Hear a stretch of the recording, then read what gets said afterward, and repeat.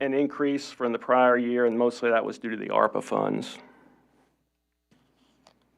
Sales taxes had a nice increase as well.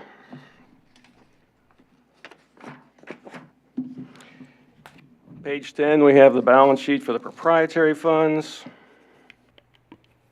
All right, I'm sorry, for the governmental funds. So the general fund, the cash position went from 9.3 in the prior year to 11 million this year.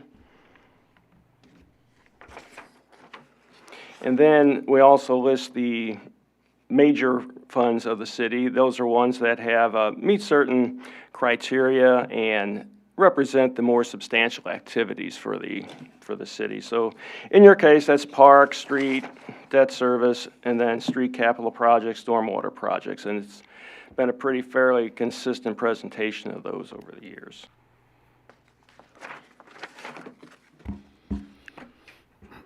Page 14 is the governmental funds revenue.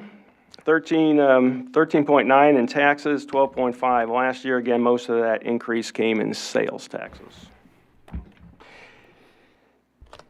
And then expenditures was up slightly, 18.7 this year versus 17.2 last year. The transfers in and out was higher in '22, and the overall net change in fund balance, you had $956,000 in revenues over expenses for the general fund. So the general fund had a solid operating year. And you'll see later on in the budget, there was the city did a good job of following its budgets that were presented to the public, and then didn't have any major overruns in any of their funds. Then on page 17, you've got the balance sheet for the proprietary funds. Again, the cash position showed some nice increases.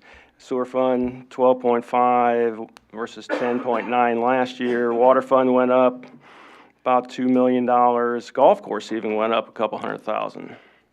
And then the solid waste was pretty close, but it was still up about $50,000. Page 18 is the revenue, or statement of revenues and expenses for the proprietary funds. Sewer fund had a slight increase in revenues, 8.4 versus 7.9. Water fund was pretty consistent, 7.8 versus 7.6. Golf course was up a couple $100,000, 1.3 versus 1.1. And the solid waste was up about $100,000. So overall, the proprietary funds had about $1 million increase in revenues over the prior year. And then they all ended up with increases of revenues over expenses instead of the opposite way. Page 20 is your fiduciary funds. You do have about $39,000 of custodial funds that you hold for other entities. On page 26, we start the notes, accounting policies, and they read very similar to they had in the past. Just a quick deal. Investments note 2 shows what the city had invested its cash in. A lot of it's in government securities and money markets. Note 4 is capital assets. You had about $3 million in increase in construction in progress spending and about $8 million in capital assets spending.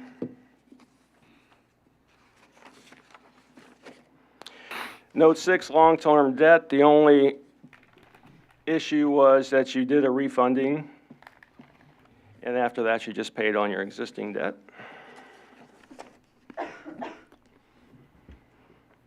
Note 9 on page 62 would show your restricted cash. You don't really have a lot in the way of restricted cash. Most of it's for TIFs and debt service. On page 56, note 13 shows the intergovernmental revenue. And the big deal this year was the ARPA funds, and the previous year it was the CARES funds. Overall, it looks like the ARPA funds were about 2.3 million, something in that range.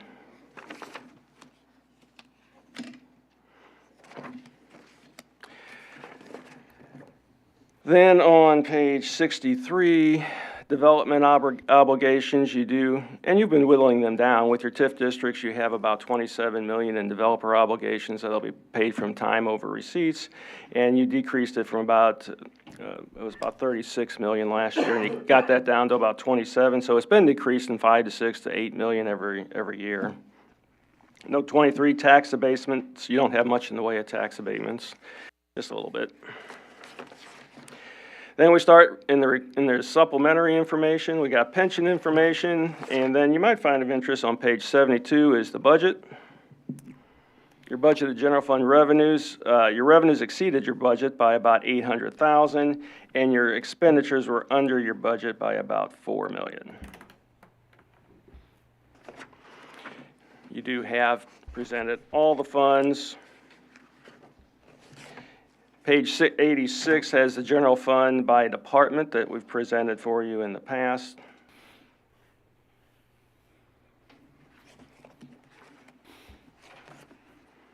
So overall, it was a pretty solid operating year for 2022.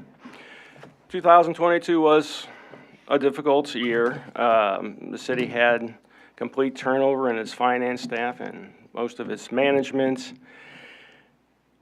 The new employees had the unenviable task of coming in and having to go back and finding out and having to go back and complete the accounting and try to figure out the schedules for the prior year, learn your systems, try to find out where the information was, present it in formats that were needed, and then as changes were needed, go back and do it again. They had a difficult endeavor to undertake, and it also was difficult on our firm, so it was difficult on all sides. But 2022 is now completed, and you can go forward with that.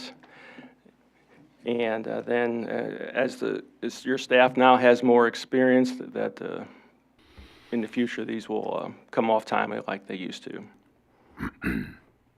Anyway, I have been doing board presentations for Belton since 1994, before I was married, before I had kids. My kids are 27, and I've enjoyed our relationship over a year, appreciated it. Like I said, I have visited with your new auditors already, and I plan on assisting them in any way I can. Mr. Mayor, I just wanted to point out, if I could, for everybody in the council, you'll have a copy of this full report, so you guys can go through it all as well, and we can highlight any of these issues or any of these things that were gone over today for you. Go ahead. Could you distinguish, you said the expenses were less than budget by about 4 million. Is that because of deferred expenses or things were cheaper, or do you know the reason I'm for that? suspecting, well, let me go back to it real fast. Get my glasses back on. Sure. If I may interject a little bit here, Mr. Mayor and Go ahead. Councilman Powell. Generally, you're going to see a situation like that when you budget. You know, it's very rare for a city to expend everything that's budgeted. Yes, part of it's going to become stuff that moves forward to the next year. Whether Budgeted, for instance, you budgeted 2.8 in capital outlay. You spent 1.1. Okay. That was a big change. Fire, you budgeted 6, you spent 5.5, so that's about 500,000. Public safety, you budgeted 7.3 and you spent 6. I would suspect that's probably difficulty finding officers and payroll. And then in the general government, you budgeted 4.4 and spent 3.3.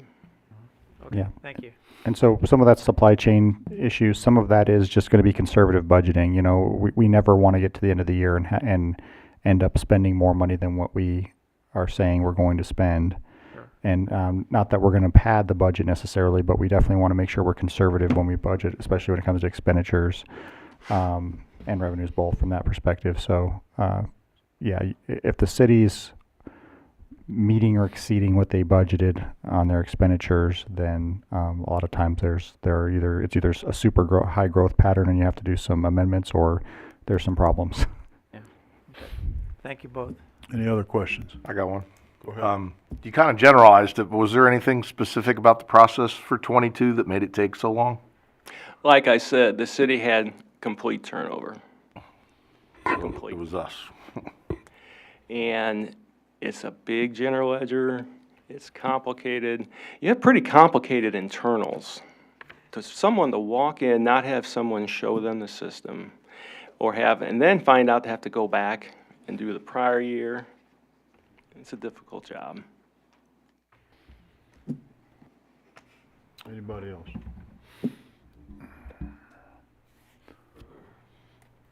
I'll make this comment too, you know, when when you lost all the personnel, we chose to stay with the city, because even though we knew it would be a difficult process, I thought it would still be better to go through at least 1 year with us, learn what they could from us, and then go from there with that benefit of having gone through that one time. I would add to those comments, but I believe that we still had Sheila up till July of '23. So I'm going to say that stuff just didn't get done. Not that there was new turnover. I'm going to say there was stuff that just didn't get done when it was supposed to. So that's all I'll say on that issue. Anybody else? Other questions? Thank you, sir. Appreciate it. Yes, and like I said, I've appreciated the relationship over the years. I've spent a lot of time in Belton City Hall over the decades, so. Thank you. All right, unfinished business. Item 1, motion approving the final reading of Bill 2024-04. An ordinance approving an amended development and maintenance agreement between the City of Belton and Autumn Woods Development, LP, for public and private infrastructure and site improvement in Autumn Woods. Present. Second. I have a motion and a second. Any discussion? Hearing none, roll call. Councilmember Bryan, Aye. Kraft, Aye. Powell, Yes. White, Aye. Goff, Aye. McCallum, Aye. Lawson, Aye. Mayor Larkey, Yes. Richardson. Aye. Motion carries. Item 2, motion approving the final reading of Bill 2024-05. An ordinance approving a final plat for Autumn Woods Phase 1, an 18-lot and 2-tract subdivision generally located at the northwest corner of West Markey Road and Belton Avenue in the city of Belton, Missouri. Present. Second. A motion and a second. Any discussion? Hearing none, roll call. Councilmember Lawson, Aye. Goff, Aye. Powell, Yes. Richardson, Aye. Pryan, Aye. McCallum, Aye. Kraft, Aye. White, Aye. Mayor Larkey. Yes. Motion carries. Item 3, motion approving the final reading of Bill 2024-06. An ordinance approving a final plat for Autumn Woods Phase 2, a 16-lot and 3-tract subdivision generally located at the northwest corner of West Markey Road and Belton Avenue in the city of Belton, Missouri. Present. Second. I have a motion and a second. Any discussion? Hearing none, roll call. Councilmember Richardson, Aye. Powell, Yes. Pryan, Aye. Kraft, Aye. Goff, Aye. White, Aye. Lawson, Aye. McCallum, Aye. Mayor Larkey. Yes. Motion carries. G, new business. Item 1, motion approving the final reading, or first reading of Bill 2024-07. An ordinance approving a final plat for Autumn Ridge 5th Plat, a 57-lot subdivision generally located west of Autumn Ridge 4th Plat and east of Emerson Park 2nd Plat in the city of Belton, Missouri. Present. Second. I have a motion and a second. You're up. Thank you, Mayor and Council. Before this evening is a final plat for Autumn Ridge 5th Plat, which is a proposed 57-lot subdivision on a little over 17.5 acres between Autumn Ridge 4th Plat and Emerson Park. This plat covers the final phase of Autumn Ridge, which was first approved in 2005 and amended in 2020. 47 of the lots will be single-family homes, and the remaining 10 lots will be for duplexes. This plat does complete the connection of Catron Avenue with Sycamore Drive, which does create a complete collector street between Y Highway and South Mullen Road. Due to that connection, traffic calming improvements will be incorporated into the roadway construction to discourage speeding through the subdivision. The final plat does match the amended 2020 preliminary plat. The cul-de-sac lots do not meet the minimum 70-foot width at the front setback, with lots being at 64 feet. However, as this matches the previously approved plan, staff believes that those are acceptable modifications, and the developer is currently building floor plans within the subdivision that will still be able to meet the setbacks with that reduced lot width. The Planning Commission reviewed and recommended approval of the final plat on January 16th.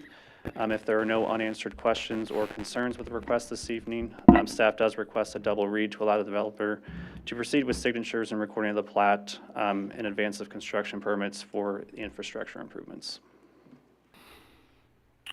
Any questions? Go ahead. Just on that second reading, we've had some nice weather lately. Is there thought that they're going to be able to get started prior to summer? Is that the?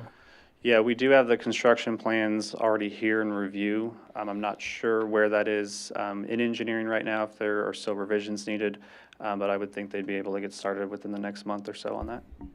Thanks. Anybody else? No. Go ahead. Do we know if these will be rentals or sales? That we do not know. I know that most of the homes that they've been building out there have been, they've been selling to rental companies for rent, but there have been a number that are individuals that have bought those for ownership. Okay. And I just want to be clear, on page 4 it says duplexes, 10 duplexes, but on page 8 and 9 it says all R1 single family, but there are a few duplexes here, right? Correct, and that was not clear to us when we received this final plat. The developer pointed that out the day after Planning Commission. And I did note that in the council action report, that we did go back and look at the 2005 plan, and there was an error on our zoning map, that it shows up as R1, but those 10 lots are actually R2. And they will have R2, or They will have be, duplexes yeah, they on will them. be those are just the 10 lots along Fall Meadow, which already has the duplexes backing up to the railroad. And finally, Fall Meadow will also connect to the old Fall Meadow on Emerson Park, correct? Correct. But is there going to be any, what'd you say, a chicane in that street? No, it will just be in this portion of the 5th plat of Autumn Ridge along Okay. Sycamore. Okay. Thank you. Anybody else? Hearing none, roll call, or all approved? Hearing no more, I can't talk tonight. Hearing no more, all in favor? Aye. Any opposed? Motion carries. Motion for a second. Second. We have a motion and a second for a second reading. Any discussion on the motion for a second reading? Hearing none, all in favor? Aye. Aye. Any opposed? Motion carries. Motion approving the second reading of Bill 2024-07. An ordinance approving a final plat for Autumn Ridge 5th Plat, a 57-lot subdivision generally located at west of Autumn Ridge 4th Plat and east of Emerson Park 2nd Plat in the city of Belton, Missouri. Present. Second. We have a motion and a second. Any other discussion? Hearing none, roll call. Mayor Larkey, Yes. Councilmember Goff, Aye. Pryan, Aye. White, Aye. Richardson, Aye. McCallum, Aye. Lawson. Aye. Powell, Yes. Kraft. Aye. Motion carries.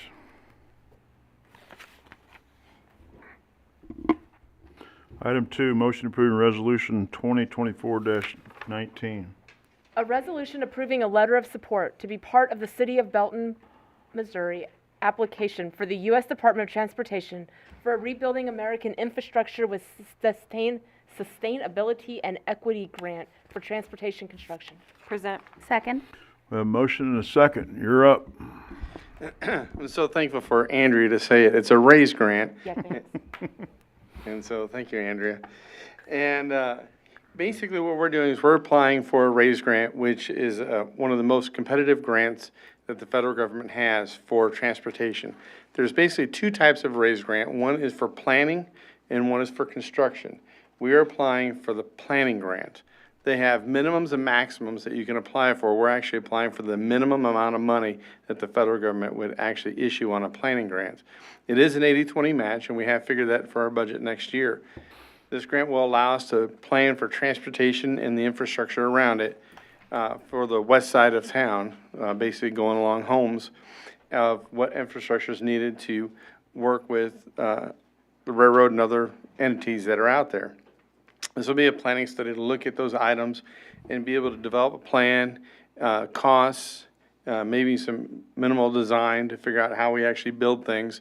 And that'll allow us then to go in the future to get a raised construction grant.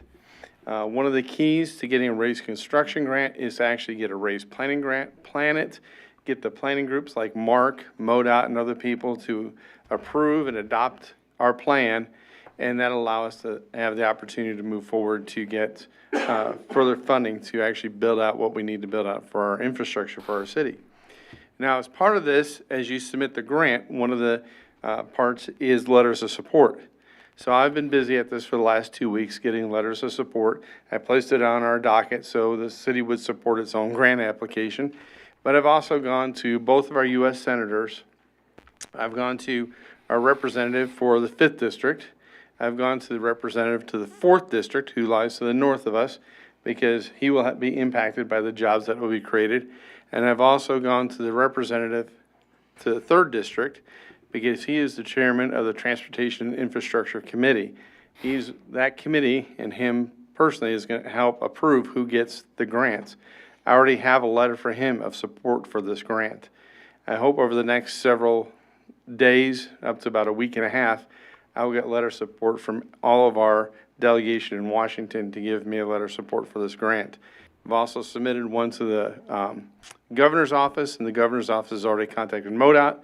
And so I know they're working together to get a letter of support from the governor's office, and I'm working to get one from MoDOT, the Port Authority, and I'm desperately trying to get one from Kansas City, Missouri. And so with all those put together, it shows that we are a team trying to get this to work together to get this grant for our area so we can get future economic development. This planning study is not a short-range planning study, but it's looking at the long term. We're looking at 20, 30 years of what needs to be developed over time. So we know we have a plan, and then we can start working on that plan. Can't think of anything else I left out. If you have any questions, I'd be more than happy to answer them. Any questions? Go ahead. First of all, I appreciate all the work you've done. I know this is a lot from calling people and writing to people and trying to get them on board. But I have several questions and comments. First of all, I don't believe any of these goals that are in your letter are in our draft comprehensive plan. Not that I've seen the draft comprehensive plan, but we've been updated on it. I don't see anything in there about, other than there's some subjective stuff about more economic development, but nothing about international freight movement or multimodal mobility. So are we going to go back and revise that, or what are we going to do with that? Mr. Mayor, if I may. Go ahead. A comprehensive plan, when you adopt it, doesn't sit on a shelf, and it's not static. It's something that you'll go back and review and update consistently. There is potential for some development along the railroad that frankly is beyond us, and that's why we're trying to plan for that potential in case it were to come to fruition. And so that's why it wasn't really considered as part of the comprehensive plan process necessarily, because we tried to focus the comprehensive plan process on the internal stakeholders and their expectations, and then the future land use is part of it too. But this has kind of come out. The need for this has kind of come up really in the last month or two. And so it came in at the tail end of us already, going through the comprehensive plan process. And so it's something that we could definitely include in a future update of the comprehensive plan. And we can update that yearly. Some cities will update their comprehensive plan yearly as development occurs, so they can make sure that the plan is staying relevant. Okay. Well, this is the way I see it. Think of my face as Belton.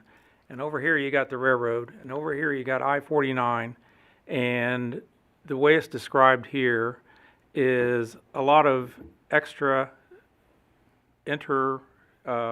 city traffic between here and back with big trucks. And it just seems to me that that's nothing that would be pleasant for the residents that are already here. It'll be more truck traffic. It'll be noise from unloading on both sides. And these are exactly the issues we're fighting when we're fighting with Raymore against the landfill. I mean, landfill maybe have some odors, but the main landfill problems are truck traffic and the noise from bulldozers going, and in this case, loading machines going 24/7, possibly. These new transportation infrastructure installations, which means new roads, they're going to get all the new stuff that we get when we get new roads.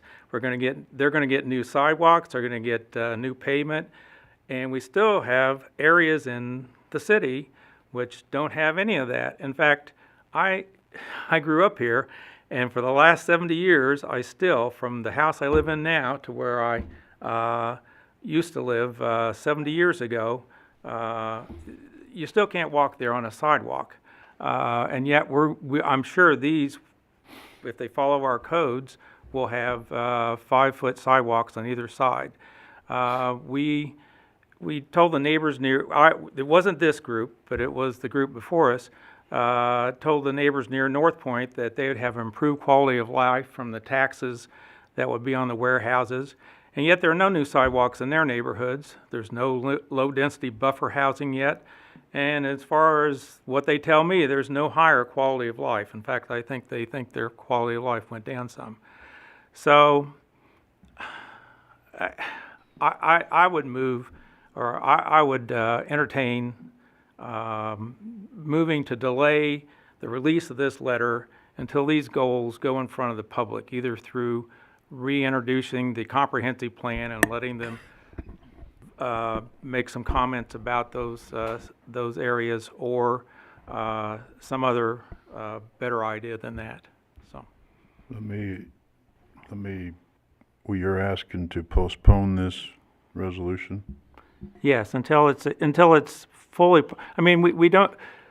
Joe's right. We can update the comprehensive plan, but we don't need to update it. We don't even have it yet, so we can change it right now. So you're making a motion to postpone this resolution 2024-19? Yes. We have a motion to postpone 2024-19. Is there a second?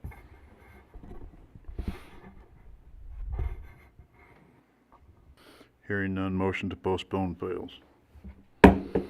Back to the regular motion.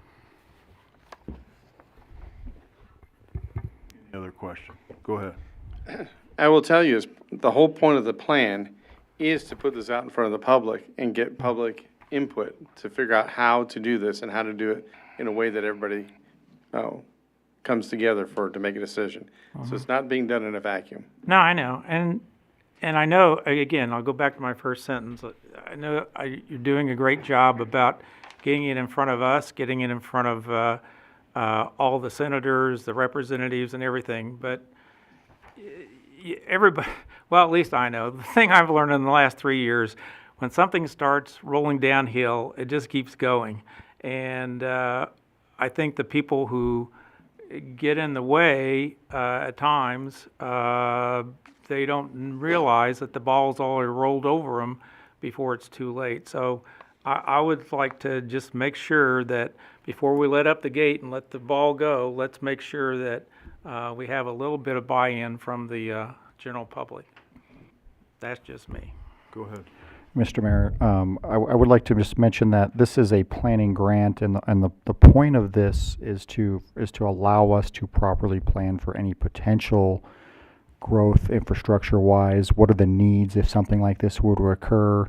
It's not a commitment to follow through with it at this point, but if we do not have this plan in place, then we won't be able to access these funds through this grant process. If we want to be able to utilize raise construction grant monies, we have to have a raise grant plan. Well, I don't want to speak out of turn, but it will help us to have a raise grant plan first. And so, this is just allowing us more options down the line rather than limiting our options right now from the beginning. So that's my perspective. That makes sense, yeah. Go ahead. So this is about getting a grant so we can plan and have it paid for. Correct. Finding ways to get the money to do this, yes. To do the planning and make sure that we take care of whatever issues are coming about that our citizens say. Correct. Okay. Anybody else? Hearing none, all in favor? Aye. Any opposed? Aye, yes. Motion carries. Item 3, motion approving resolution 2024-20. A resolution adopting the 2024 legislative policy for the city of Belton. Present. A motion and a second, you're up. Mr. Mayor and Council, this is a legislative policy document. It's a formal document essentially stating the City of Belton's position on a number of potential issues that could and are likely to come up either at the state or federal level. The intention behind a document such as this, Belton has not had one of these that I've seen in the past. A lot of cities do go through the motion of adopting one of these. It's essentially a guidebook for staff.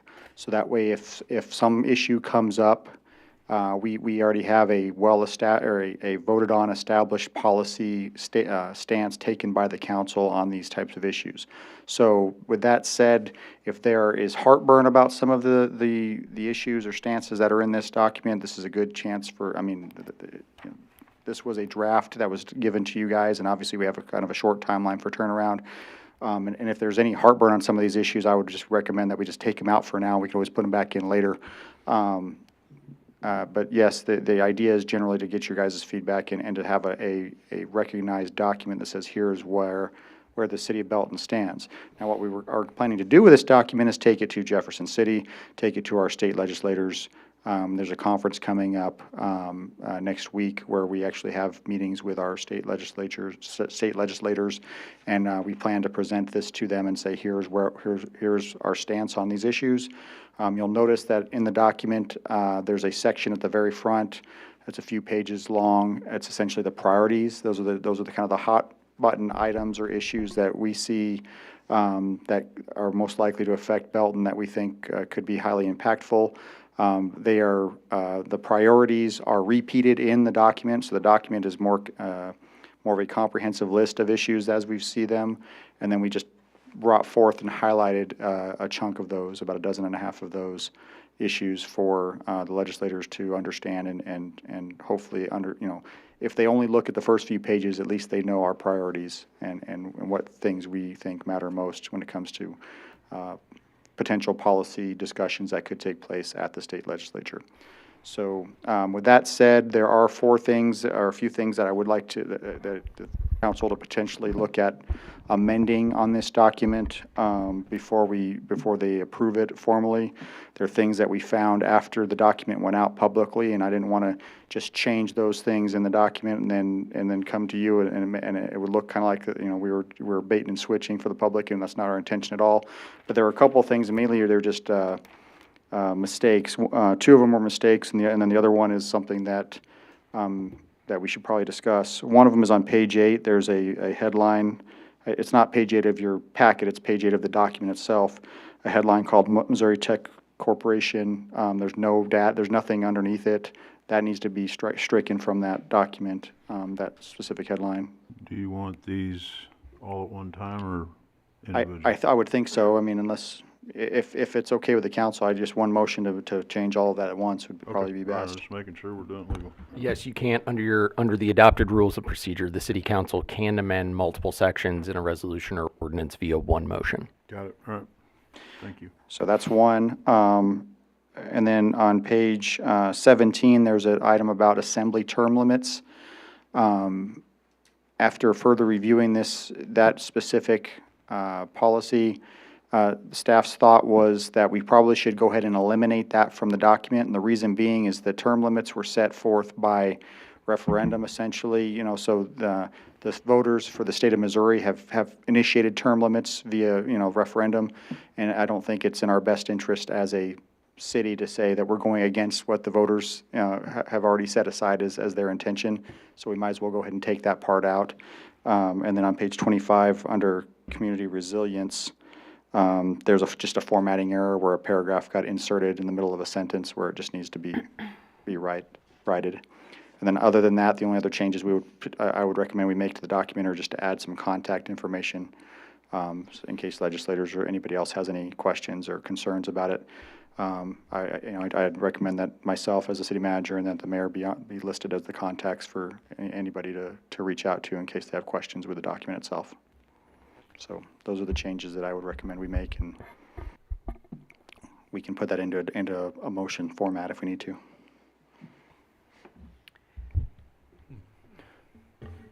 I believe if the city council desires a motion to amend Resolution R 2024-20, Section 1, in the attached Exhibit A to track with the recommendations as noted and presented by the city manager at the city council meeting on February 13th, 2024. In the event that there's other things, once we discuss, that we want to add to this, do we want to wait before we present that?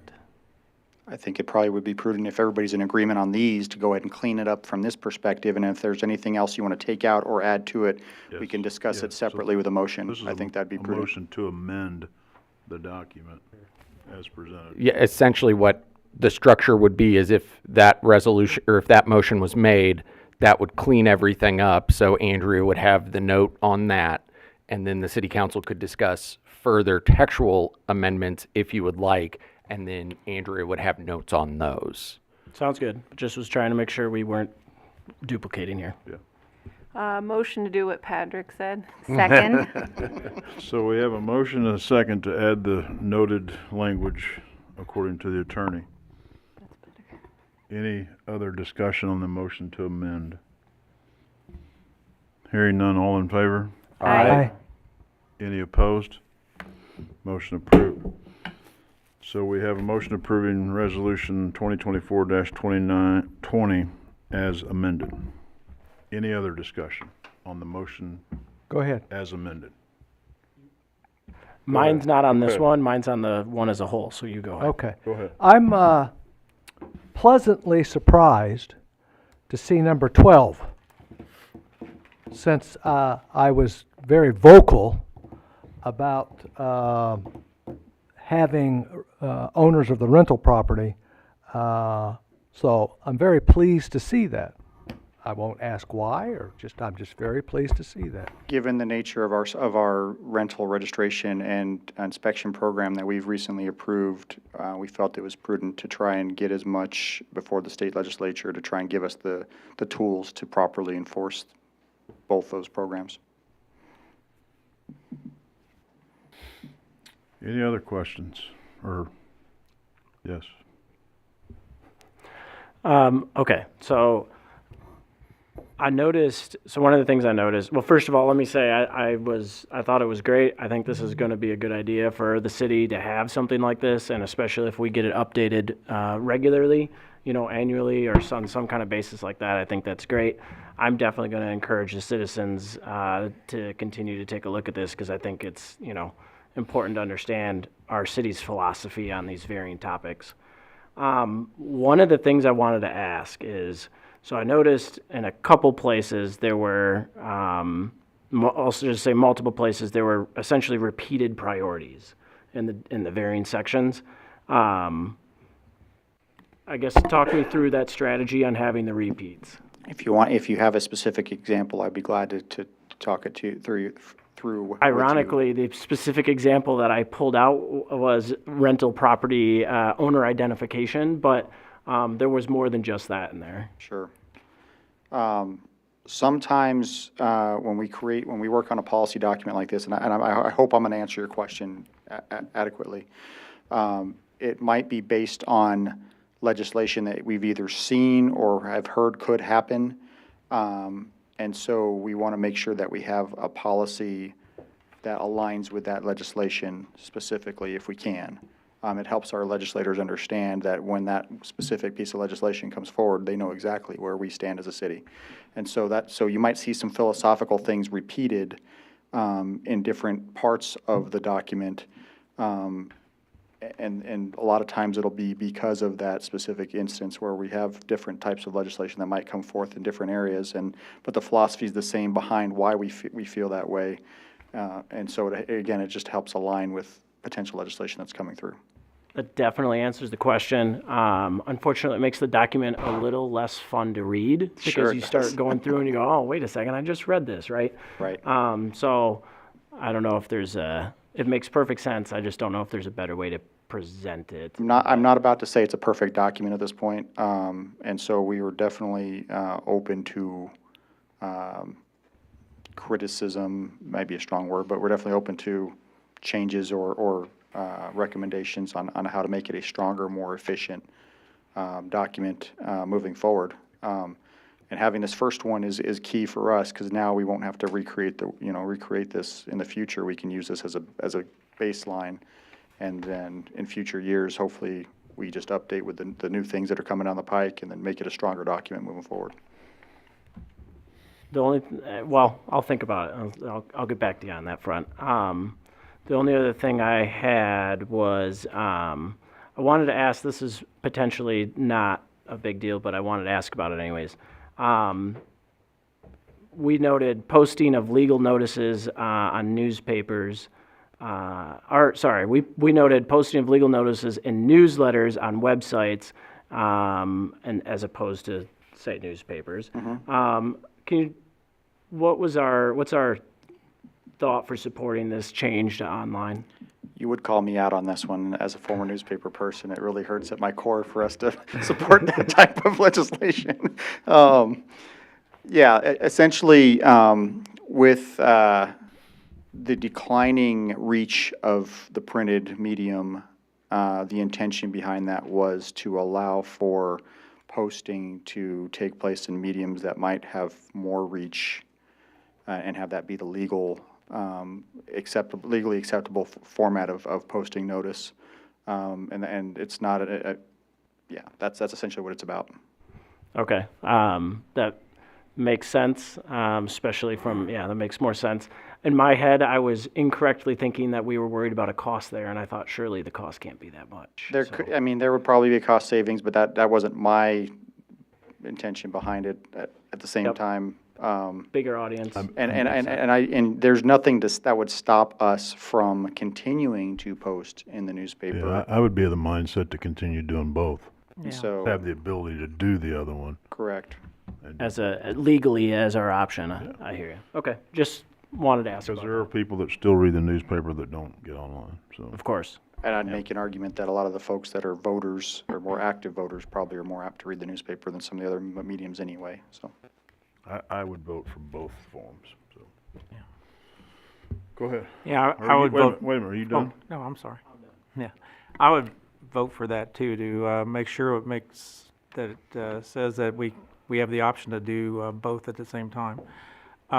Is there a citation for this? Did you all get together, or was there a straw man, and then you added the city of Belton and some of our ideas? yes, that's a good question. The Missouri Municipal League puts out a legislative policy document every year, and you will find that it's eerily similar in a lot of instances Okay, to the stances that the city of Belton would be taking. okay. And to be and honestly, I've served on the committee this last year, the Finance and Taxation Committee for MML, to help create this year's document. So, yeah, it's in alignment mostly. That's maybe why Missouri Technology Corporation didn't have anybody. That's why it made it in filling there. that And it shouldn't have, because we didn't feel like it was a Belton specific Okay. priority. And I guess on page 4, number 2, about transportation infrastructure and the emphasis on rail, which I'd say for about 50 years hasn't been any emphasis on rail here at all. It ties in with what we just passed, correct? Yeah, that was a late addition, I will admit, based on some of the potential economic development possibilities that could exist Okay. with the And on that merger. same page about preserving municipal revenue sources, Yeah. is that pushing, it seemed to be pushing for, if not repeal, significant change in the Hancock Amendment, which limits how much a municipality can increase their taxes based on the assessments that come in. Is that your focus there, or? I wouldn't say directly because of the Hancock Amendment, but philosophically, it's just, I would think and hope and believe that the residents of Belton would have better knowledge of what their needs are, and giving them the freedom to, through their elected representatives and through other mechanisms, giving them the freedom to decide on the revenue sources should be the utmost priority as far as we're concerned. Well, and Hancock allows you, if the residents vote for it, to increase it. That's why I said it wasn't necessarily a direct pushback on the Hancock Amendment. It's just in general, there are a lot of instances where you're seeing the state legislature introduce and sometimes occasionally pass legislation that will carve out specific areas, for instance, for sales tax exemptions or things such as those, which we think should be better left toward local voters to decide. Okay. Let's see. To just piggyback off of what Joe was saying, over the past 7 years that I've been involved in this and, reviewing these sorts of things, pretty much every single year there's usually a bill from the Missouri legislature that caps just a basic fee that the city would be able to charge, for example, for small cell wireless. That could be used to go towards roads or stuff in the local community, which the citizens have already paid for that road. But instead, the Missouri General Assembly has taken action to cap or to significantly limit the amount that the city can charge below any sort of fair market value. So this, what Joe is getting at here, is less Hancock related, but more the continuous flurry of bills out of the Missouri legislature that cap fees and other licenses that the city has in the past been able to utilize to collect significant revenues that can go to pay for some of the costs without having to put that burden onto the taxpayers. So that's those sorts of revenue streams are the most important at this, and you'll even see it throughout the document. But I'll just skim right to it, but the video service provider information. So for the past 30 years, the city has been able to charge a 5% video service provider fee. Last year, the Missouri General Assembly decided that Google Fiber doesn't have enough money, so instead that fee goes down to 2.5. Okay. So it's those sorts of, and then also gross receipts on telecommunications. The city 15 years ago was receiving about $2.3 million in revenue a year from gross receipts from Sprint, T-Mobile, all those sorts of entities.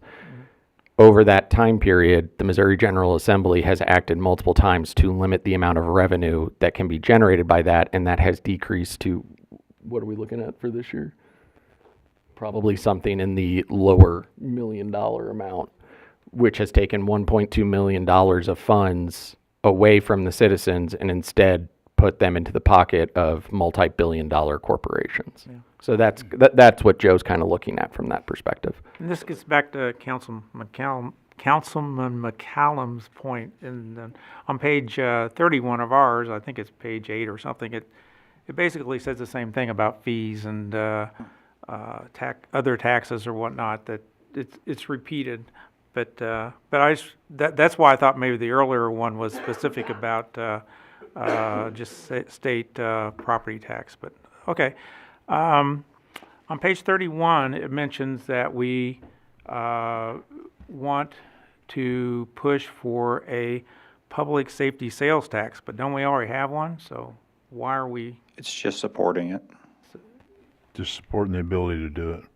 Oh, in case somebody took away that ability? Yeah. I would note on that, the city's public safety sales tax is part of your general city sales tax stream.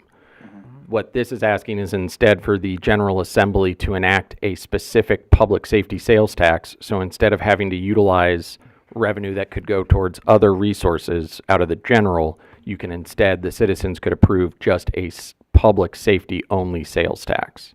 Now that wouldn't occur here because you guys have already used part of your general, but statewide there are a lot of cities that have already gone to 1.75, say, on their general and don't have the ability to enact a public safety sales tax that could actually benefit them.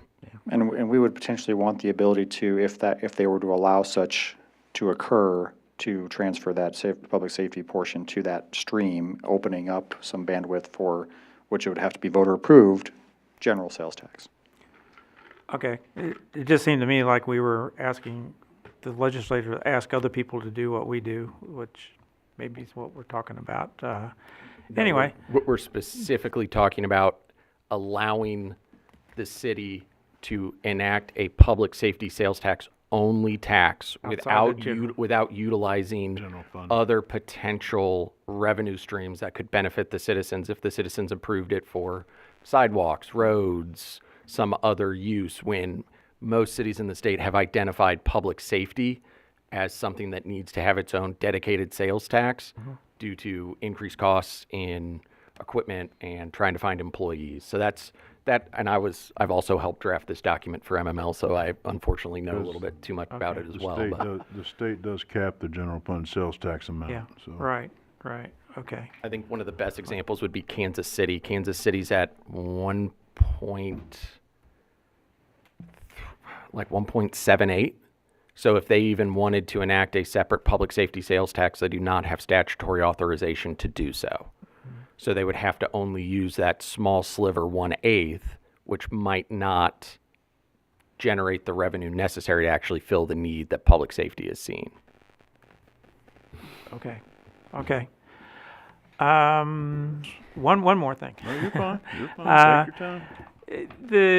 And I looked this up, the Missouri statutes for your reference 523.286 prohibit declaring farmland as blighted for the purposes of eminent domain. There's a lot of stuff in here about eminent domain, which again I think ties back to Mr. Rocco's presentation. But anyway, is that what we are shooting for on page 34, where we say that, well, I guess I didn't go there. We say that we want looser, we want more leeway for eminent domain, basically. We want local representation, getting local feedback from residents to be able to make that decision rather than the state taking it out of the city's hands. Okay. Well, there's very few people in the city that own in the city farmland, but that might. Well, if annexation occurs, that could change. That could change. So, I mean, we're going to, so again, I think the answer is halfway yes to my question, that we are looking at that as this one statement about you can't make farmland blighted, that we would like the ability to at least partially change that. We would like to put as many tools in the local residents' hands through their elected representation, which is going to be a basic philosophy you'll see throughout the entire document, and this is no different. I would also note that that section relates directly to amendments to Missouri's condemnation practice following Kelo versus City of New London. Previous to that, the process for eminent domain was about a 3-week lead-up process. Now you're looking at usually about 4 to 5 months, with significantly more cost incurred by the city to take that action. So that is what a lot of that is about, is not about declaring farmland blighted, but instead allowing the local governments the ability to streamline the eminent domain process for important projects like roads, sewer, water, things like that. Specifically, if you talk to most attorneys in and around the state of Missouri, the cost of public projects due to the increased process in eminent domain have increased by about 10 to 15%, just strictly because of that. So when that is drafted, that is looking at more allowing cities and counties and whoever to utilize the eminent domain process that was in place for 120 years, which saved taxpayers money, still got the property owner just compensation for their property, and, go back to that process, less about declaring farmland blighted. Although I see farmland, there must have been a farmer in the state legislature behind that, because, I mean, it's in the newspapers that we want less farmland in Missouri, owned by, or taken over by, foreign, companies, or, even by anybody who's gonna convert it to something else. So I don't think, in that specific case, I don't think we'll have much, chance of changing that until we're down to zero farmland, but thank you. Anything else? Anybody else? Oh, you're over there. Hearing none, all in favor? Aye. Any opposed? Motion carries. Consent agenda, one motion non-available to approve the recommendations noted. Any member of the council may ask for an item to be taken from the council agenda for discussion and separate action. Present. Second. Have a motion and a second. Any discussion? Yeah, I'd like to talk about number 4. Number 4.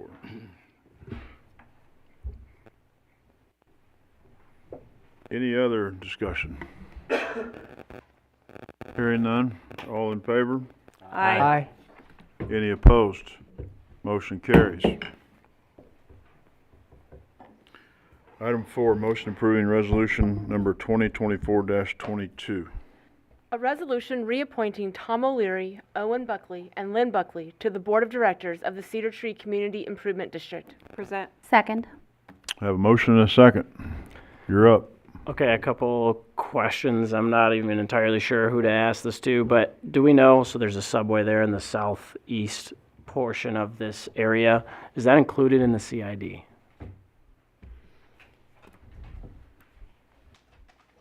I don't believe it is. Okay. So I went back and I reviewed 2015 when we put this in place, that, you know, city council approved this taking place. Ultimately, it looks like the whole reason for this was the area was blighted, and we had concerns about that area, so we wanted to help ensure those concerns went away. So I guess my question to the staff, I don't know if this would be Matt or who this might be, but has the city received any concerns or complaints regarding the upkeep of this property with the current board of directors that are in place? Not that I'm aware of. Okay.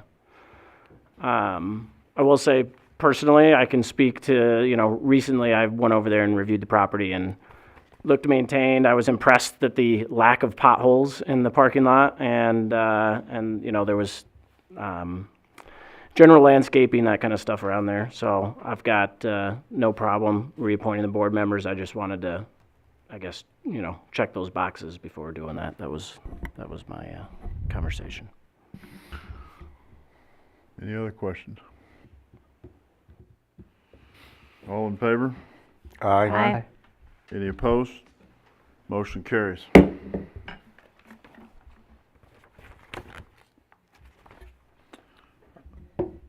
Communication from City Council, you're up. Mayor, I have nothing tonight. Alex? I have a question about something that was a while ago that Greg brought up. There was a request that was coming to residents to take a picture of the water area entering the home. I guess I haven't heard anything on that since, and I'm just wondering if that's still in the pipeline. Pun intended. Well, we sent it out to residents, and we've got a few hundred responses. You know, I anticipated getting 1% to 2% response, and we've gotten better than that. We'd still like as many people who would look at that and fill it out and send it back. If they have a question, they can call us. All that information is given to them, so we'd be happy to go out there and help them if they need help. I'm not gonna lie, I don't recall, how did we get that sent out? Because I don't recall personally getting that. Is in everybody's water bill. Oh, maybe I just, okay, gotcha. Hopefully you just didn't throw it away. Oh, it wasn't thrown away, but I'm not the one that handles that, if you can't tell. Anything else? Sorry, I'm good. All I got is, how about them Chiefs? Congratulations, Super Bowl 58, Kansas City Chiefs champs. That's all I got. We're having a Super Bowl parade here in Belton tomorrow too. Go ahead. I would add to Councilmember McCollum's comments and say maybe the water thing, if we had a page on the city website. Do we have any info about it on the website? Yes, it was on the website. It was actually on the front of the website for a long time. And Missed so, it.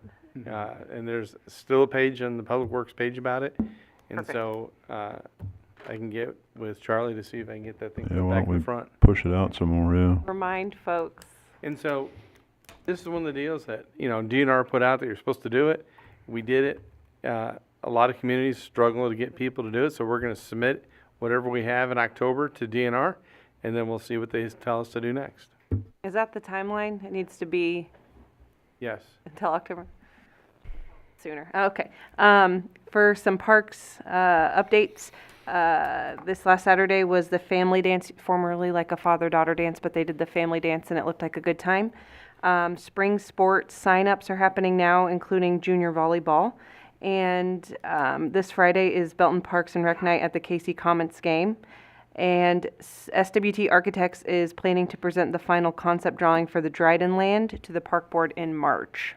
So I know a lot of folks will be excited to see that. That's what I got. Nothing at this time. I also have nothing at this time. I have one thing, on January 24th, from 4 to midnight, we did Compass Health was the organizer for the statewide point-in-time survey for the homeless. I think we touched base or contacted about 15 to 20 homeless people. I don't want to say they enjoy being homeless, but they were doing well. They did not take offers to be taken other places, and we passed out blankets and food to them. The full report won't be ready for probably a couple of months. I'm not in charge of it, so I don't know when it'll be. But we did notice excessive trash that had been accumulated in old homeless camps, and I don't know if developers like in the area right across the street from Price Chopper and behind Dollar General, if the developers even know. I don't even know if the developers even live in Belton, but there's a huge amount of stuff. I mean, when we get rid of a bed or something, we throw it away in big trash day.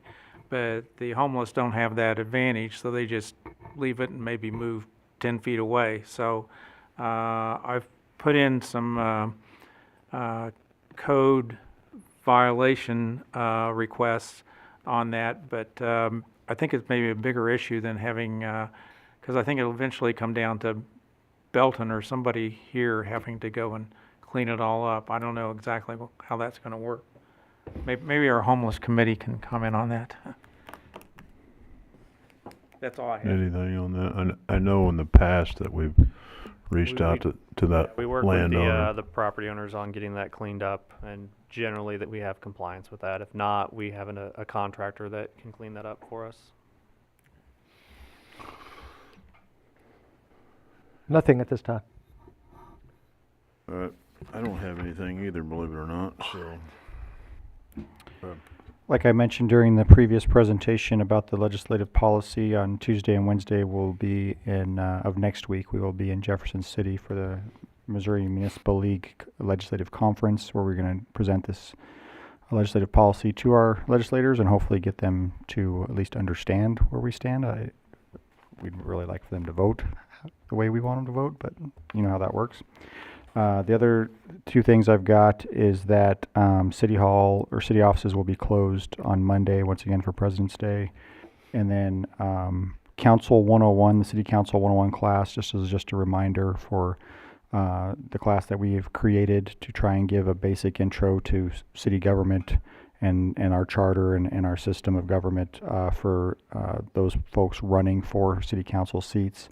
That is this Thursday at 5:30 p.m. here in the council chambers, and the second one will be on the 29th at the same time, the same place, 5:30 in the chambers. So a couple of 1 hour-ish presentations, just kind of giving a high-level overview of what our government is. And we're going to parlay that into a full-fledged Citizens Academy, which we hope to have up and off the ground sometime this mid to late summer. So just giving you guys an update on that. That's all I've got, Mr. Mayor.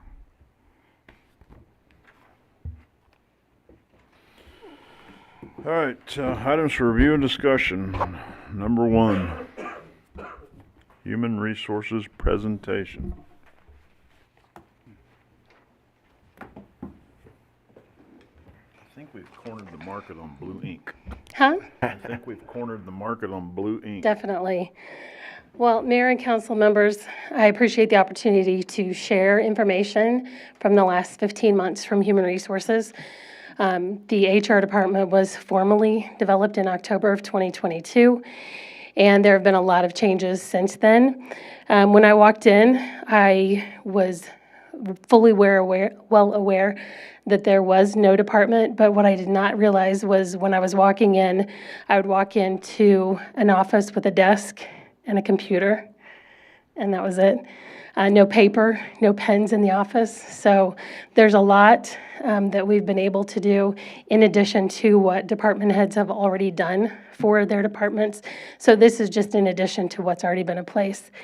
So going forward, a lot of the initiatives, programs that we have are fully in support, intentional and strategic to support the Belton Advantage, which is our focus on moving towards a high-performing organization while looking at the mission, the vision, and the values of the city.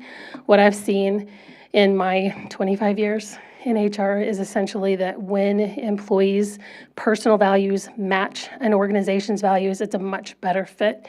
And so you'll see a lot of our focus and communication on integrity and dedication to service. With HR in general, I look at this, Prescani is the one that has a lot of these terms, but in HR, going from attracting people before they even step in the door to the recruiting process, getting them onboarded, and then the employment process through. So that's what the presentation is going to go over. And we're going to start with employee experience team. This is a multidisciplinary team of individuals throughout the city. We wanted input from them on all of the different initiatives, the programs that we have, the employee events. And so with this, you'll also see Donna, who was hired in HR in April, and then Emily, who was hired in May of last year, and then all of the team members. I put the bullets on the right because they are very, very passionate about the hiring process. When I first met them, it was one of their first goals, improving the hiring process. They've also had input into all the events, but when we implemented the orientation for new employees, they reviewed that. They reviewed the benefits, and again, with the employee events, we couldn't have done any of it without them. So one of the first things was going to an automated system. And that was to address the issues about hiring people, hiring them fast. When I first started here, I think we had 17 or 18 openings and 213 employees. So about 7 to 8% of the positions weren't filled. And so this implementing an entire process, it's applicant tracking, employee communication, job postings that are fed directly to Indeed. Plus, I like data a lot. And so you'll see what we can see on a daily basis with some of these metrics. And then when Emily came on, she's very passionate about going to the different events. So this is her going to the Cass Career Center, to Belton High School, helping with events at Hy-Vee, with police, and with fire. We have her and Lieutenant Davis at KCTV5 talking about recruiting, and then even having a tent on Main Street. The number at the top, the 188, is the number of employees that were hired last year for the city of Belton. And that includes part-time for parks. 47 were full-time employees. So a lot of hiring going on, a lot of hard work. We did also enhance some of the communication that was going out of the city, the brochures that were going out, the social media. You can see the colors that you talked about. We're trying to also make an impact with how we're viewed and looking at the branding from an HR perspective as well. And then we have the different hiring events. The one in the bottom center is police. We just this last weekend had a hiring event for police, dispatch, and corrections, and we had over 20 people prospectively say that they would be there for those events. And so they do testing ahead of time to make sure that we have people in the pipeline for those positions. Now, this is where the data hits. Brian, can you give me my water? I'm usually sitting in an office not talking for 20 minutes straight. So when we look at hiring, the far right column is 2021, and that was the year before I got here. But you want to hire one person for every one person that leaves, so you want 100%, and that's that orange line. 2022, we hired more people by 133%, and this last year in 2023, 156%. And it basically means we're hiring the positions that had been open for a while. Now, on the left is where we hired 10 firefighters, 4 police officers, 4 dispatchers, 4 corrections, and 2 animal control. That doesn't include anyone from finance, public works, any of those other departments. The focus was on public safety, and so that's why I wanted to make sure that you were aware of that. When we did onboarding too, we started a new employee orientation program in March of 2023, where they sit actually where you're sitting today, and every department head comes in and shares information with them. The focus is really on community and really how HR impacts the employees, that impacts the community, how public works impacts the community, but that it's crossing over as well. And so it's not siloed, that each person just works within a single department. Everyone is working to make the city of Belton a better place. And so we try to do social media, sharing the information. I wanted to point out there are a lot of people at the top right and the bottom right. These are 2 of our classes for orientation. We've actually had to cancel 2 orientations, and we just do them once a month because we've only had 1 person start or 2 people start because we've hired so many people and people are staying. Now, here's some of the events. I'm going to go through these pretty quickly. We try to do something every single month to promote teamwork within each department. This is National Fun Day at Work. In February and March, there are a lot of things happening. I'll go over that in a second. We had the Take Your Child to Work Day, where we had 15 students come in and learn about the city, how it works together collectively in a lot of departments. As you can see, also had some input. We're changing that up this year, so they get to see how the other half lives. In May, it was Public Service Week, so we did something every single week with employees. But what you can see is a sense of camaraderie, the fun, that sometimes, a lot of times people have difficult jobs, but they are having a good time, and it's a great amount of teamwork. We do take summer off because Parks has its own set of events, and we just try to support their activities. But there is a lot going on. I had to put in Chief Lyons as Coach Reed there, but we had NFL opening day. You can see a lot of events that don't cost money either. They're just food days, getting together, pumpkins.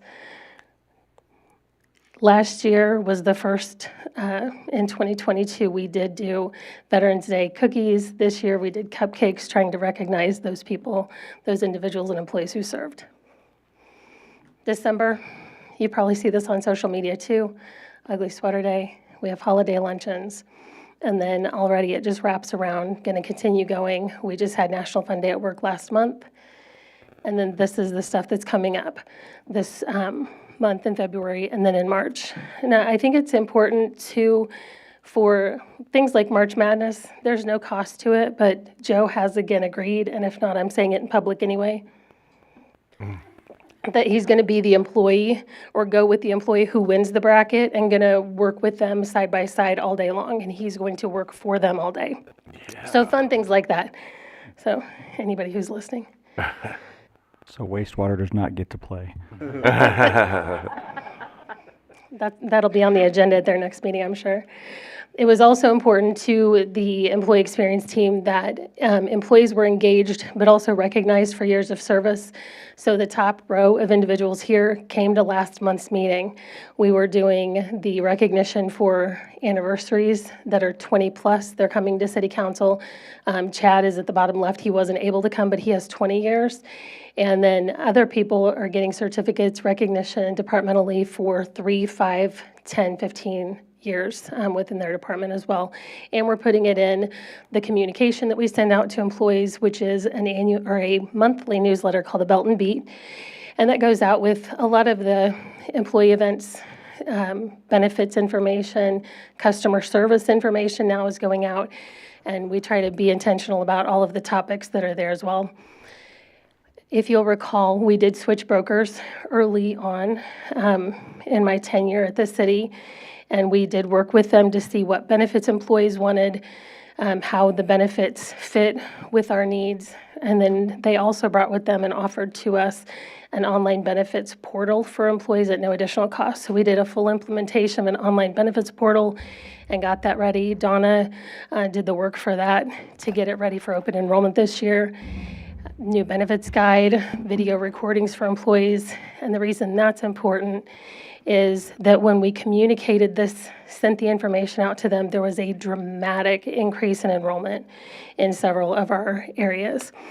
Now, in addition to the benefits, we did make changes to the 457 plan for employees, and we added a Roth provision, post-retirement public safety officer benefit, eliminated the waiting period. So we're trying to make enhancements, and to use a football reference, the basic block and tackle stuff has been the last year, trying to put things in place that get us to where we need to be. This hopefully is visible to you, but this shows you that we had 20 people from right before open enrollment and at open enrollment enrolled in medical, dental, and vision. I feel like that is due to the communication that was done prior to.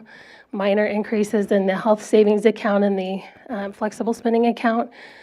But with the new plans that we reviewed, a majority of employers are offering those. We added accident and critical incident, and you can see that 108 people signed up for the accident, which is about 46% of eligible employees, and then the critical incident is 50. When it comes to the voluntary life product, that hadn't been changed since 2013. So employees who were coming in, if they didn't know about it, they didn't sign up for it, but people can make changes. So we made a true open enrollment, basically said they can sign up for it like they were a brand new employee. And that increased over 100 people. So this benefit has always been here. And again, I think it's from a communication perspective. We went from 42 people to 143 employees signing up for life insurance. Now, outside of open enrollment, we did just last week have a retirement meeting where loggers came in and was able to explain the benefit. IT was amazing, and they came in, they recorded it, and so we're able to share that to incoming employees or people that didn't, but 75 people throughout this city voluntarily attended this presentation.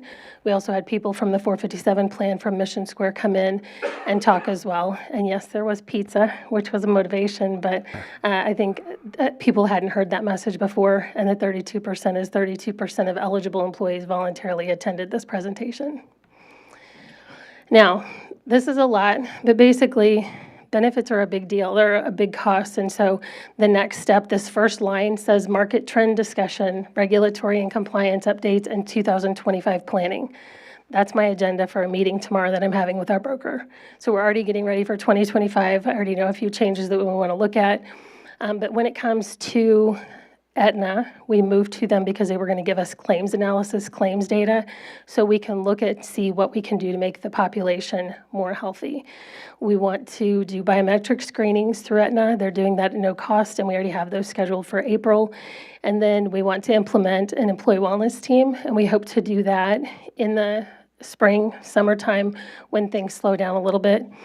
And you can see at the bottom just really with what the benefit is healthier employees, decreased costs, lower claims, and improved productivity. So that is a big goal coming up for this year, as well as to implement a little bit more with development. You can see on this picture with the development of employees, that's a group that went to the HPO training, We've also had training for managers. The group for safety went to the Midwest Public Risk Conference, and they were able to learn more about property liability risk, all of those things. And then with development too, Demetrius is going to be surprised his picture's here, but it was important for employees to make sure that we are recognizing employees that get certifications and train and go forward. So we're putting that in our newsletter as well. At the bottom, it says develop, perform, exit. Those are the three last pieces of the wheel. We did implement exit interviews, and we are looking at performance, but we just haven't gotten there yet. Now, where the rubber meets the road, I think, is turnover. And you can see from 2022, the turnover for the city of Belton for full-time employees was 18.14%. And in 2023, it went down 6.5% to 11.62%. So we'll continue to watch that. We'll look at first-year turnover, departmental turnover, all of that. But this is a metric that I feel hopefully paints a picture for what we can expect going forward. We're also doing a survey. Joe had done a survey before I got here, right before I got here, on engagement.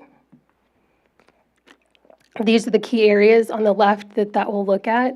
And then this year, we tried to, again, we're going to try to make improvements on every single thing we do, made it automated. That means it's a little bit more confidential, a lot more confidential, because the only people who are seeing it are a handful of us.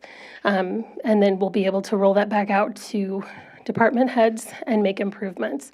We just got the results from the final survey 2 days ago. I met at 4 o'clock in the afternoon, so we should be able to roll those out and make action plans and, again, make the city better. Now, I'm not going to go over all these, but compliance I didn't really hit a lot. We're still doing compliance, looking at legal issues, helping with employee issues. But for the year, change the broker, how to savings, online applicant tracking, all of the things that we've listed here. The vacancy rates have gone down from 8% to, depends on the week. Last week before Greg added a few positions, it was 2.5%, and the standard is 3.5%. But again, coming in a year ago, it was almost 8%. And so a lot of improvements with savings to the budget as well, I think is pretty incredible. And then what we'll be focusing on are regulatory issues, hiring processes from a micro level instead of a macro level, and then a lot of the culture items in the center. So, and then again, we'll just continue working on what we've already worked on and making improvements, because we want to make sure that employees that work here are proud of working for the city of Belton and support us when we try to make employees, citizens wanting to live, work, and play here. Do you have any questions about any of that? Yes. Go ahead. Impressive. That's the best word I can say. Thank you. It's not a question. It's not a question. I don't care. Impressive. I have a question. Go ahead. Maybe this isn't your department, but what was our safety record in 22 or 23?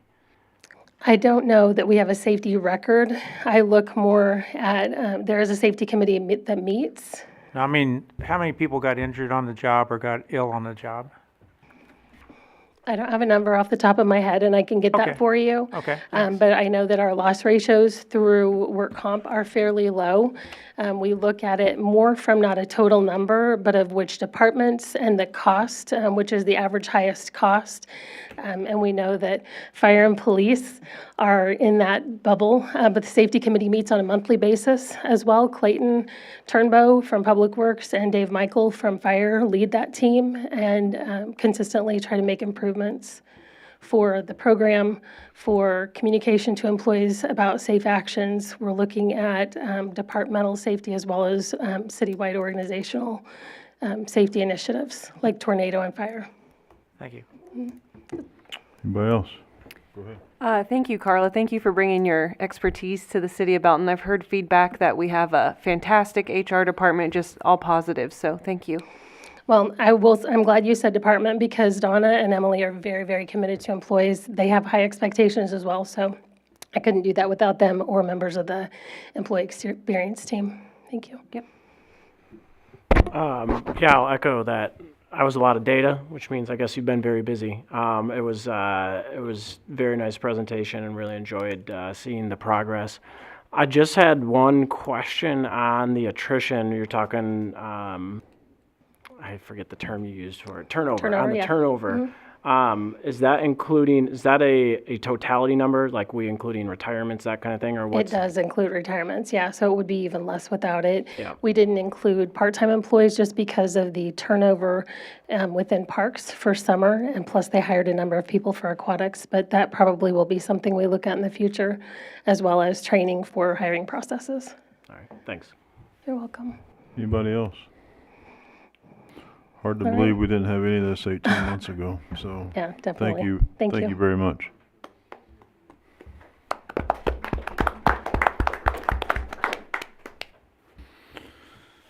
All right, item 2, TIF update presentation. You're up. Thank you, Mayor, members of the council. At your place tonight on the dais is the annual report. In years past, so the state legislature requires that we hold a public hearing providing an update to the status of the TIF districts within the city limits.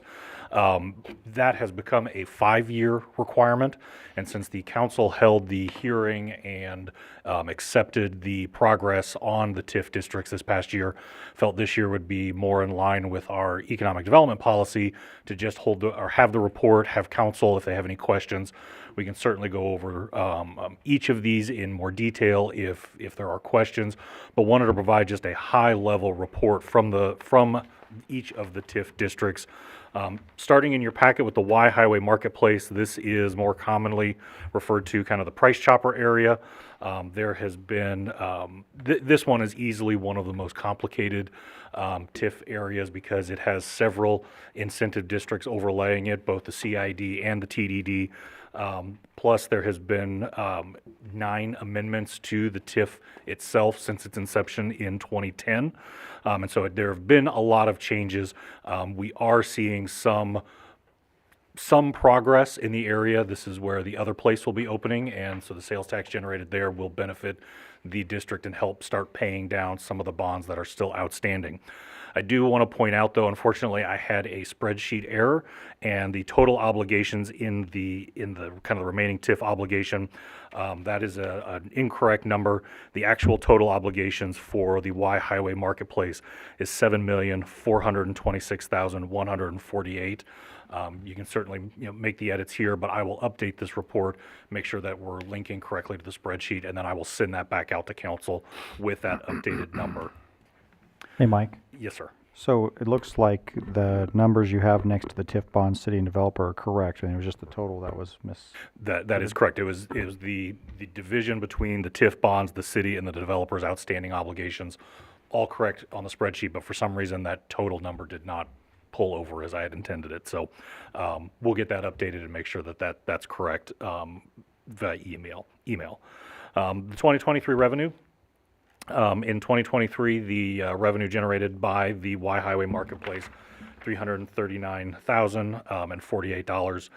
We should see this increase significantly with the other place eventually opening its doors, fingers crossed, for March Madness, as well as some possible new interest on the pad sites that are remaining.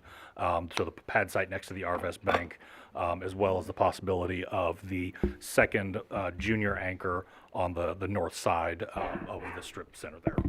I got a quick question, and I assume I know the answer, but I'm going to ask it anyway since we talked about it earlier. The fire and public safety taxes, is that in the general fund line item? The fire one is, yes, sir. Yes, that is correct. They're included in the general fund. She's saying no.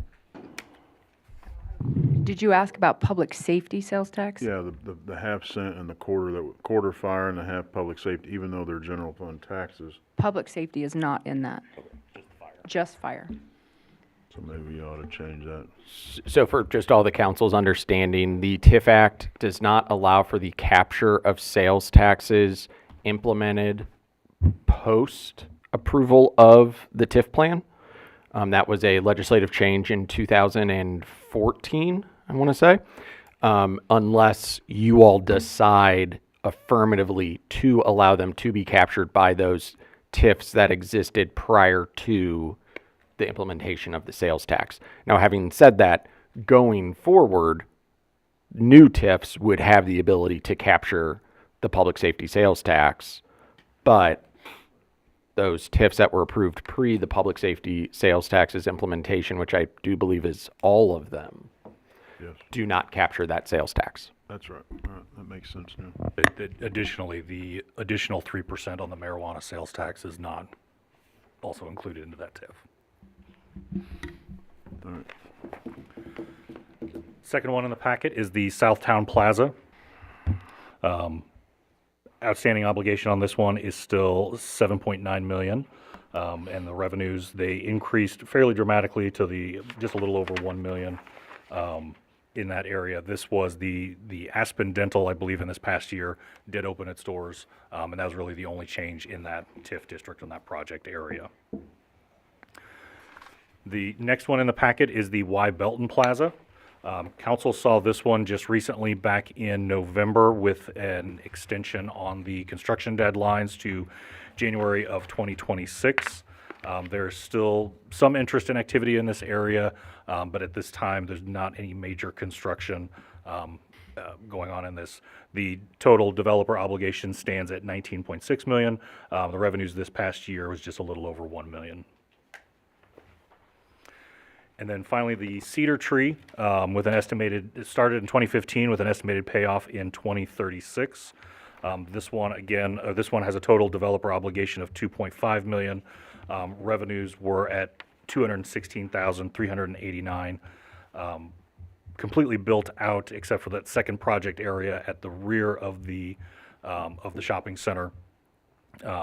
Really no major changes in this area. When it came to tenants and kind of the sales tax generation in that area. Although it was not planned, I do kind of wanted to highlight the auditor's comments this evening as he was talking about overall the obligation has been decreasing. We are making some progress in each of these TIF districts as we continue to see our rebounding from any kind of the economic effects from COVID in 2020. We're seeing even through recession that there is still general overall economic activity, especially at those sales tax generators, and they continue to provide at least a little bit of pay down or overtime pay down of those obligations that are still outstanding. I'm happy to answer any questions. Like I said, it's a very high level overview of the TIF districts that we have. This also tees off nicely with the last time we did a review of the economic development policy for the city was in 2021. Per that policy, we will be revisiting that later this year and bringing back recommendations to the council as outlined in the policy for your review, and if there are any updates we want to make to that policy going forward. Happy to answer any questions about the items. Go ahead. Well, this is specifically about the Belton Plaza. And it's just a general, if a company is brought in and starts up and then folds like Neaters, is it back on the developer to reestablish a cash flow from them, or is it up to us or to Neaters owners, or? So that property is ultimately owned by the developer currently, and as we know, the developer's frustration is equal to ours, and that they have not made any progress on that pad site. Okay. Could very, very well see some progress, hopefully here soon, in regard to resolving why the future tenant has not taken any action on actually remodeling that or moving forward. So if you're in a TIF, actually, if you're in a TIF district, then the developer is responsible as long as the TIF is in. Ultimately, the developer is the one with the obligation to pay back. Yeah, I didn't know that. Okay, thank you. I would note again that TIF is what we call a pay-as-you-go TIF. So there is no city obligation involved there. Instead, the developer is essentially paying themselves back for the costs that were included within the TIF plan and certified to the city. Okay. So vacant storefronts, vacant land, vacant anything just decreases the amount of revenue that the TIF captures and then reimburses to the developer. So ultimately, it's all about whether or not the developer can fill their site. The remaining TIFs, I do believe there's only one that has city debt or TIF bonds out on it, and that would be the Price Chopper area. The other ones are both pay-as-you-go, so vacant land, vacant storefronts, while obviously the city would like to have them all filled, the city is not incurring any sort of financial obligation due to that occurring. Okay, thank you. Anybody else? All right. I'd entertain a motion to enter executive discussion matters pertaining to legal actions according to Missouri State Statute 610.21.1, pertaining to the leasing, purchase, of sale of real estate according to Missouri State Statute 610.21.2, pertaining to negotiated contracts according to Missouri State Statute 610.21.12, and if the record be closed and the meeting adjourned from there. Present. Second. A motion and a second. Any discussion? Hearing none. Roll call, please. Councilmember Lawson, Aye. Goff, Aye. Howell, Yes. Richardson, Aye. Pryan, Aye. McCallum, Aye. Kraft, Aye. White, Aye. Mayor Larkey. Yes. Motion carries.